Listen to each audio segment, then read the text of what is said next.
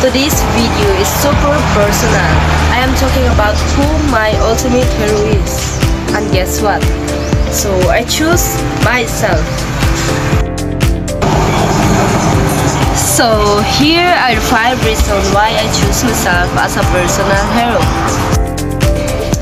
Number 1. Resilience in the face of failure. Matatag sa harap ng kabiguan. Gaya ni Rizal na hindi sumuko sa kabila ng pagkakatapon at paghihirap. Ako rin ay patuloy na bumabangon sa bawat pagkakamali o kabiguan. Tulad ng kanyang sinulat sa El Filibusterismo, ang pag-asa at determinasyon ang sandata ko. Number 2. Inspiring other through actions.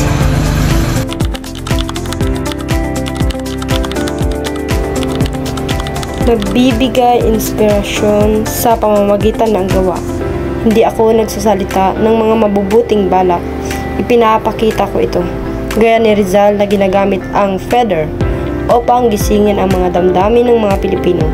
Ginamit ko ang aking mga pagkilos upang ipakita na ang pag-unlad ay nagsisimula sa sarili.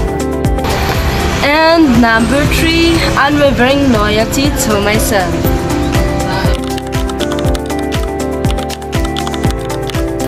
Walang pag-aatubiling pagmamahal sa sarili. Mahalaga ang pagpapahalaga sa sarili sa pananaw ni Rizal. Sa kabila ng pressure ng lipunan, naninindigan ako sa aking mga prinsipyo at pangarap. Tulad ng pagtanggol niya sa katotohanan hanggang sa huling hininga. Number 4. Rising every day to fight life challenges. Pagbangon araw-araw, ang buhay ay puno ng laban sa pera, pamilya o pangarap. Ngunit tulad ng diwa ng La Liga Filipina, hindi ako nagpapatalo. Bawat umaga, sinasabi ko, ang hindi magmahal sa sarili, sino ang magmamahal sa kanya? And the last one also, number 5, sacrificing my future and my family.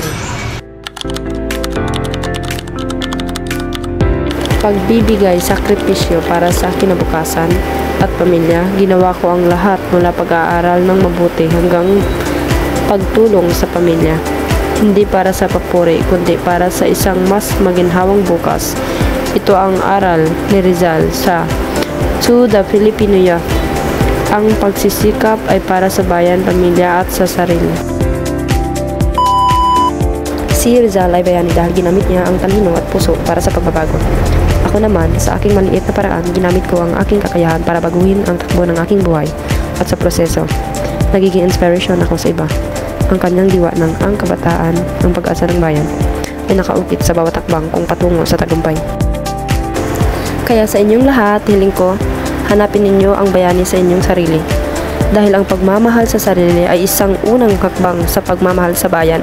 Maraming salamat at mabuhay tayong mga bagong Rizal sa makabagong panahon.